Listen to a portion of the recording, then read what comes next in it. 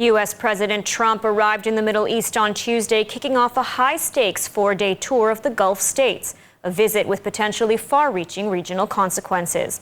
At the top of the agenda, boosting economic ties and locking in billions in U.S. investments. Notably absent from the itinerary is a stop in Israel, though both Washington and Jerusalem maintain that relations are stronger than ever. Let's take a look.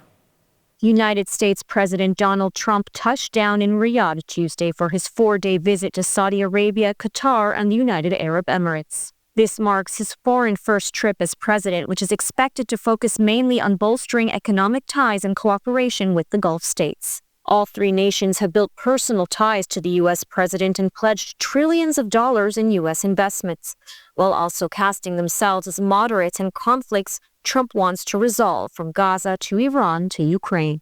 Also on the agenda, a diplomatic summit in Riyadh with the participation of the Palestinian Authority, Syria, and Lebanon. Notably absent from this visit is a stop in Israel, further raising speculation of a rift between Washington and Jerusalem, a rift that is being vehemently denied by both sides. Indeed, ahead of the visit, Prime Minister Benjamin Netanyahu released a video statement thanking Trump for his efforts to secure the release of American-Israeli hostage Edan Alexander, and disclosing that the two leaders spoke by phone and continue to see eye to eye. זה רגע מרגש מאוד. עידן אלכסנדר חזר הביתה. אנחנו מחבקים אותו, אנחנו מחבקים את משפחתו. זה הושג בזכות הלחץ הצבאי שלנו והלחץ המדיני שהפעיל הנשיא טראמפ. הדבר הזה זה שילוב מנצח. דיברתי היום עם הנשיא טראמפ, הוא אמר לי, אני מחויב לישראל, אני מחויב להמשיך לעבוד איתך בשיתוף פעולה הדוק, כדי להשיג את כל מטרות המלחמה שלנו. לשחרר את כל החטופים ולנצח את החמאס. זה הולך ביחד, הדברים משולבים זה בזה. Netanyahu also held discussions on Monday with U.S. Middle East Envoy Steve Witko, who arrived straight from Oman in the latest round of U.S.-Iran nuclear talks, as well as U.S. Ambassador to Israel Mike Huckabee. Among the topics discussed was a new hostage deal proposal by Witko, aimed at securing the release of the remaining 58 hostages. U.S. President Trump said on Monday there are now only 20 living hostages held in captivity, and said the U.S. would not give up on securing the release of all the hostages. We hope that we're going to have other hostages released too, as you know. Those people want the dead bodies as much as they want the live body. I have a mother that calls me, but came up to me when I first met her, and she said, "Sir, please get my son out. He's dead, but they have his body." And I asked her about that, and it's as though he were alive. The level of wanting that body back is the same. It couldn't be any more, as though he were alive. So, getting the bodies back is very important. As Trump begins his long-awaited trip to the region, Israel is closely monitoring developments. With Saudi normalization, the war in Gaza, the fate of the hostages, and nuclear talks with Iran all hanging in the balance, both Washington and Jerusalem are striving to project a sense of business as usual. And an emotional and celebratory evening as the last living American hostage, Edan Alexander, reunites with his family after more than 580 days of Hamas captivity. ILTV's Shosh Bedrosian joins us from Hostage Square, where U.S. Special Envoy Steve Witko came through a few hours ago to meet with the rest of the family still waiting for their loved ones to come home. Lidar, Special Envoy to the U.S., Steve Witko, came to Hostages Square for a surprise visit. He was mobbed by Israeli citizens asking when the war will end, but he was also met with embraces by the families of hostages. So many families here believe that the Trump administration, including Steve Witko, will be the ones to bring home the rest of 58 hostages in Hamas captivity. Special Envoy to the U.S. Steve Witko enters Hostages Square in Tel Aviv, swarmed by people, including the families of hostages who embraced him. He also spoke to the family of American hostage Itai Chen, whose body is still being held by Hamas. Less than an hour before his visit, he met with released hostage Edan Alexander and his family, and said on X, President Donald Trump also spoke with them on the phone. Here's what he said about Edan today. I think we all want to just take a moment to rejoice in what's happened today. Did you hear from Edan Alexander? What is he saying? Edan is surprisingly resilient, very strong. 21-year-old Edan Alexander is finally home after Hamas terrorists released him as a gesture to President Donald Trump. The last living American hostage, Alexander was released after almost 600 days in captivity. The first image of him emerged after his handover from Hamas to the Red Cross, where he was seen holding himself up in this photo next to a Red Cross representative and Hamas terrorist. Alexander was then taken to Rein military base, where he had an emotional reunion with his mother and father. Kidnapped at 19 years old, Alexander finally saw his brother and sister and still brought his light and funny personality his family had described for almost 2 years. He was then taken to the hospital for treatment, where he was then reunited with the rest of his family, including his grandmother, who fought tirelessly in Israel for his release. Alexander said he saw her while he was in captivity on TV. His hometown of Tenafly, New Jersey, also erupted in cheers once he was released. The lone IDF soldier was kidnapped while serving on the border of Gaza in the Golani Brigade when he was kidnapped by terrorists on October 7th. Initial testimony that's been reported so far since his release indicates his hands and feet were handcuffed for months, suffering extreme malnutrition, and had horrifying interrogations for weeks.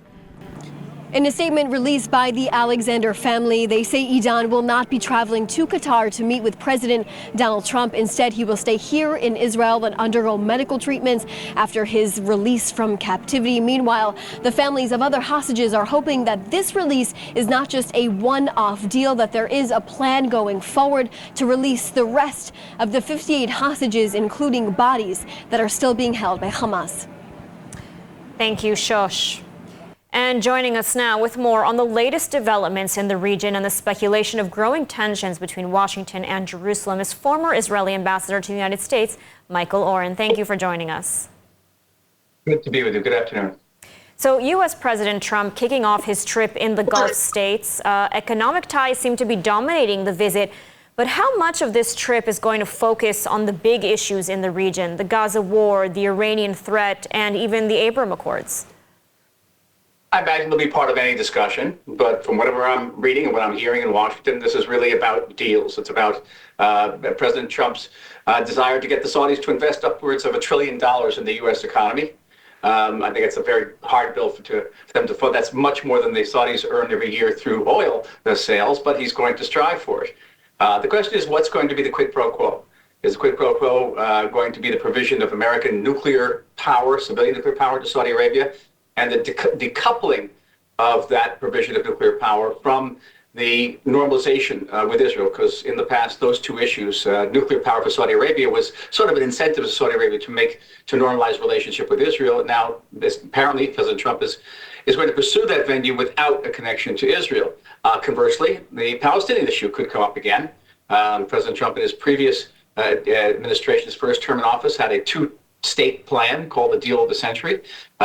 It was a two-state plan. I'm going to proceed on the assumption that it's still out there somewhere, certainly out there in his mind, and that could resume all again in connection to expanding the Abraham Accords and a U.S. and Israeli-Saudi peace deal. Now, I want to get back to Qatar, Saudi Arabia in a moment, but we saw the release of Edan Alexander as a gesture to Trump. What do you make of this, and why isn't Trump demanding more of Qatar?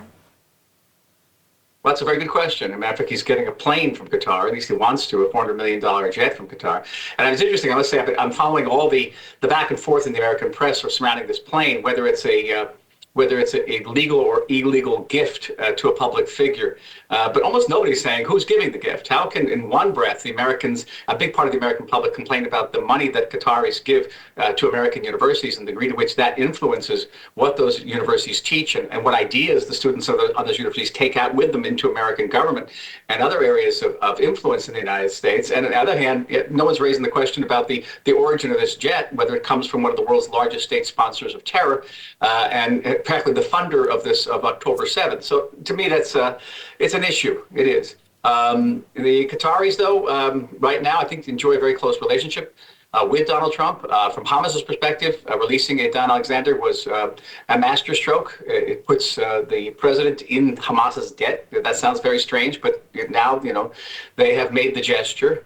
And I wouldn't be surprised if there's going to be further pressure on Israel to reach a deal that would include a prolonged ceasefire, withdrawal perhaps of Israeli troops to parts of Gaza, and the return of Palestinians to their homes.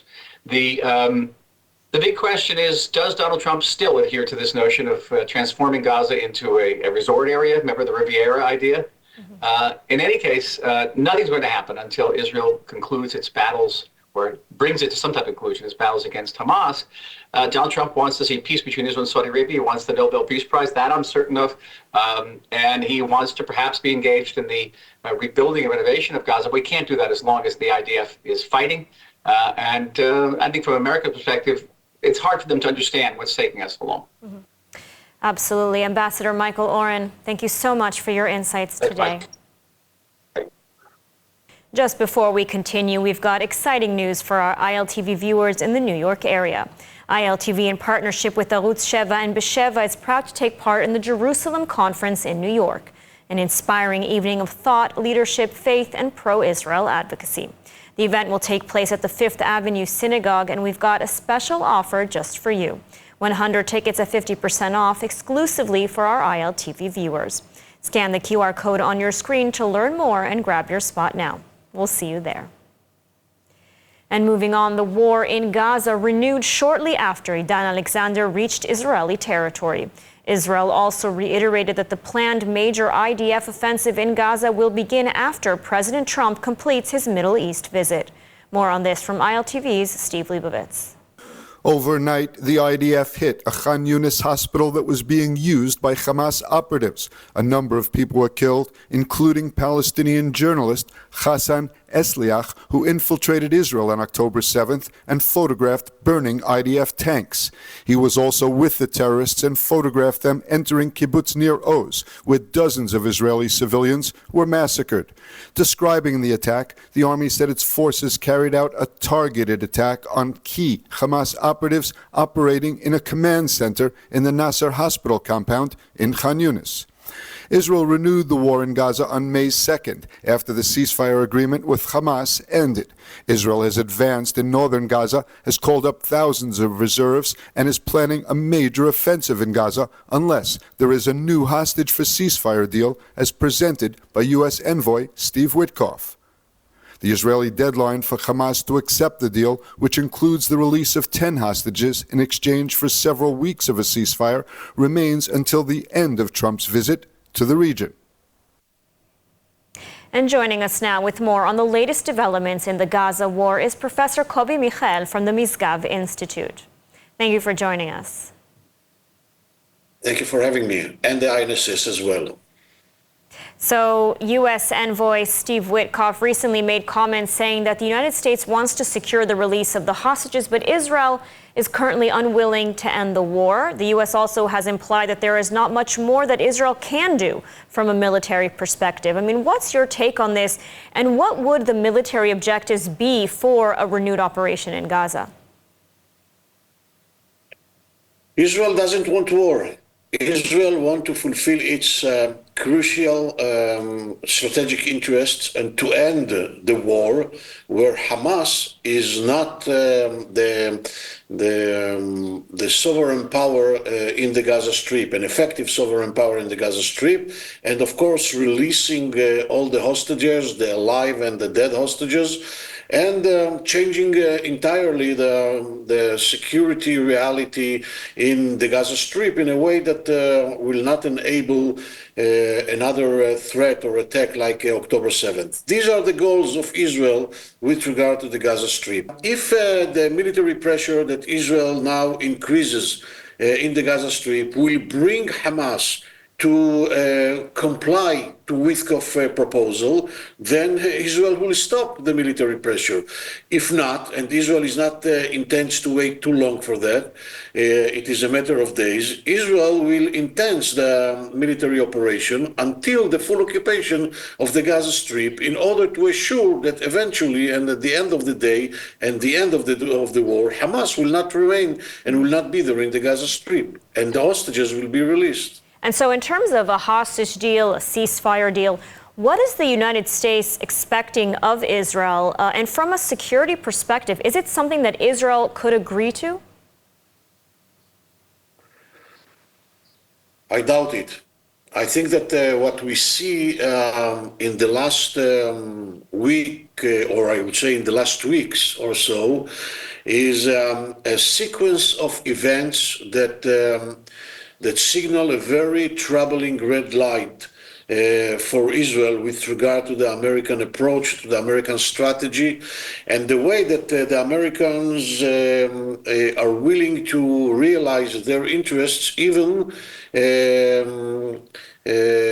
on the, I would say, by harming or by hurting the Israeli interests. We saw it when the American administration decided to renew the negotiation with the Iranians with regard to the nuclear weapon.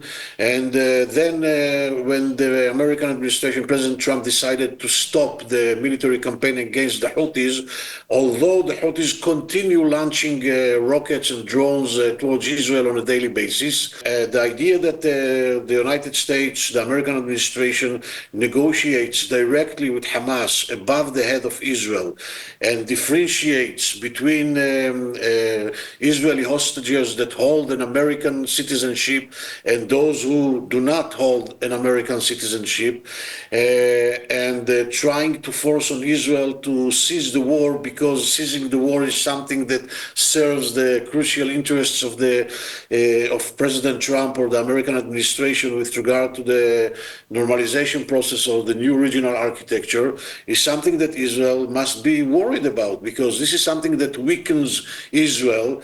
This is something that I would say shakes the relations and the intimacy in these relations between Israel and the United States. And this is something that signals to Hamas and to the other adversaries that Israel has here in the region that this might be the right moment to re-attack Israel, because the United States will not back Israel, or because the relations between both countries are not like the relations that were 3 weeks or a month ago or something like that. All right, Professor Kobi Mikl, thank you so much for your insights today. Thank you for having me. And Israel has asked the International Criminal Court to withdraw arrest warrants issued for Prime Minister Netanyahu and former Defense Minister Yoav Gallant. The request comes amid allegations that the court's key prosecutor, Karim Khan, sexually assaulted a staff member, prompting further allegations that he issued the warrants to protect himself from being fired. The ICC is also reviewing Israel's challenge to the court's jurisdiction over the Gaza war. Jerusalem is calling on the court to suspend the investigation of alleged crimes until the judges rule on the challenges presented by Israel. The arrest warrants were issued on November 21st for Netanyahu and Gallant for alleged war crimes in the war in Gaza, including the use of starvation as a method of war. In court documents, Israel insists that it is fighting in Gaza has been in accordance with international law and cites measures taken to avoid civilian casualties and facilitate the entry of humanitarian aid. The courts also issued warrants for Hamas terror chiefs Yahya Sinwar, Mohammed Deif, and Ismail Haniyeh, but withdrew the warrants after all three were killed by Israel in separate incidents. And in other news, today we have the privilege of hearing once again from Yael Eckstein, president of the International Fellowship of Christians and Jews. She shares with us a recap of some of the most important headlines from recent weeks. Let's take a look.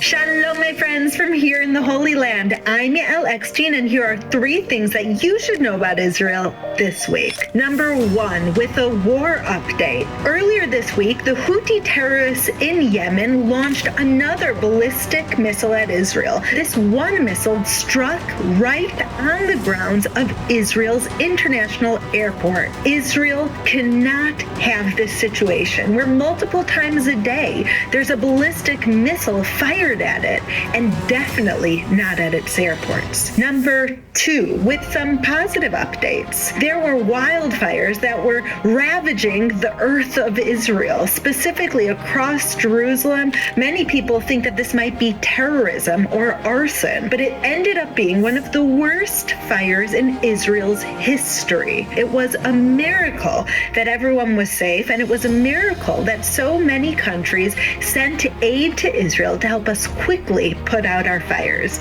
We are grateful for the friendship and support of those countries who immediately sprung into action to help Israel put out these wildfires. And number 3, with a fellowship update. Earlier this week, there were Druze in Syria who were persecuted, targeted, and killed. And the Israeli government went in order to protect them and to provide them with aid. That aid was donated by the International Fellowship of Christians and Jews. We are there in Syria, right over Israel's border, to provide humanitarian aid to the persecuted Christians and Druze who right now are being targeted. Well, there you have it, my friends. There are 3 things that you now know about Israel.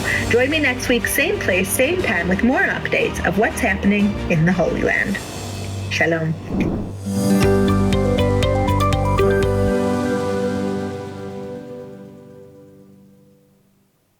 And now for some non-war related news, some good news. Israel's representative Yuval Rafael, a Nova Music Festival survivor, is set to take the stage at the 2025 Eurovision Song Competition this week.